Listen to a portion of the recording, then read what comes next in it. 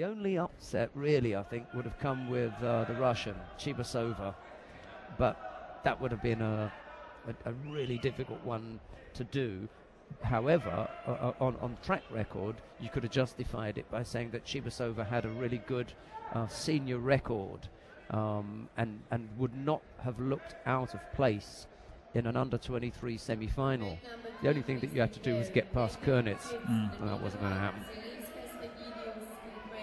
That girl is really beginning to look the part, and she's got the confidence now. And the other thing that I think's happened is I think she's lost weight. I think that she went up to a much heavier weight, and you could see her face looked puffy when she walked around the training camps or the competition hall from time to time. You'd see her filling out her t-shirts, and the arms looked big and everything as she'd moved up to this category and begun to put weight on. Now I think she's actually looking slimmer. Maybe she's put on, I don't know, an extra couple of centimeters or something, and the shape's changed, but she looks healthy at that weight, whereas a year or so ago I thought that they'd made a mistake in pushing her too much and asking her to put on too much weight. She looks so comfortable now. And I still go back to the decision the Germans made in Beijing in sending another heavyweight who ended up not doing anything, and I would have put Kurnitz, who was the future of heavyweight German judo. Somebody told me why it is that they made that choice, and all right, you know, they did it, but I'd have sent Kurnitz to Beijing. A youngster, you know, meddling at Super World Cup level and actually beating the girl that they sent. Well, you'll know more about the politics of selection. And I don't want to put you on the spot regarding selecting players. It's not so easy making selections, and a lot of factors have to be taken into account. Yeah, the fact that somebody else has been working for 4 years towards that. You've got that investment in that player, and at the very last minute you're going to make the jump. The real difficulty is having made that difficult decision and chosen to send someone else, they then blow out in the first round. You've got all that investment and all the weight. First of all, you've got the people who would be questioning your decision-making process immediately after you make it. And you've got the potential legal wrangle and everything, and even if you end up getting the decision that you want, you then have to cross your fingers, hope to God that when they get there they do the business. Yeah. God forbid that they shouldn't. Yeah, it's a tough one. It's not easy. Eventually a decision has to be made, and you just pick the athlete you think has got the most potential to win a medal, and that's it. And sometimes you want to pick a different athlete, but the criteria doesn't allow you to do that. You know, you'd want to send some younger players out and rest some of the older, more experienced and more successful athletes, because you know they're reaching the end of their career really, and you know, sort of blocking the youngsters coming through. Yeah.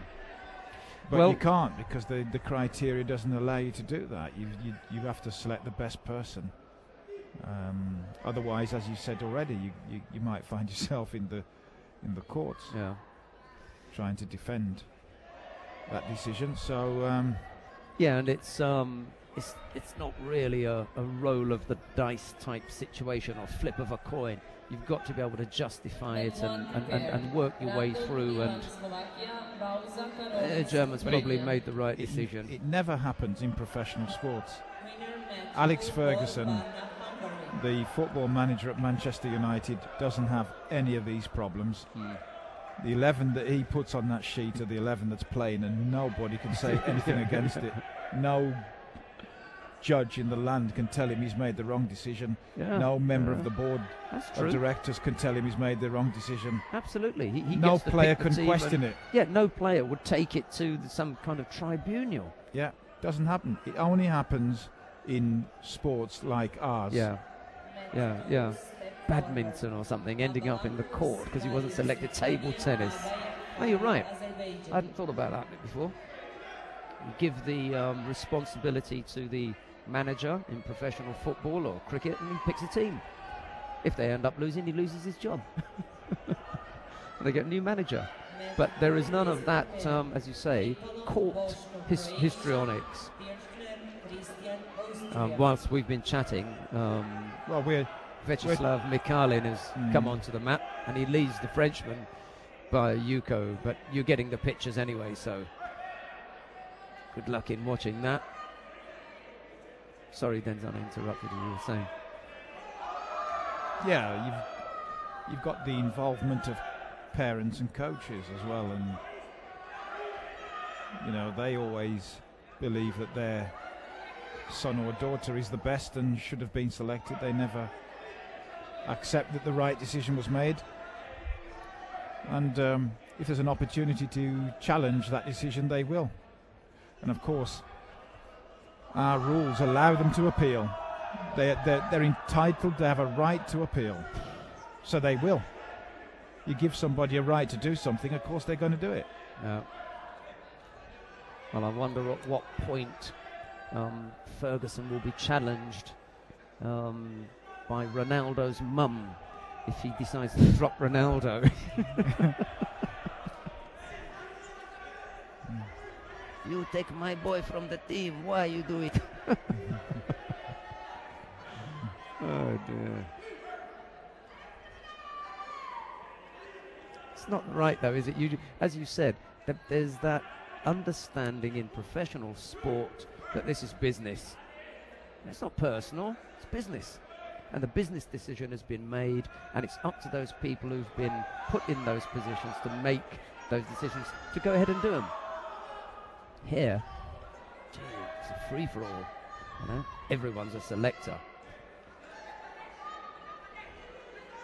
What was funny the other night was somebody from the refereeing commission said, when you go to a judo competition, there are, at the moment, for example, watching this match, there's the Russian and the French coach.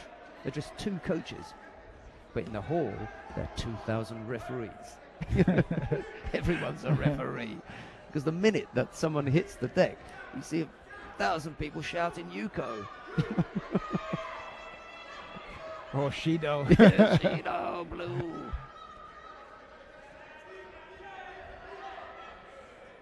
Yep. Everybody wants to do the referee's job, including us.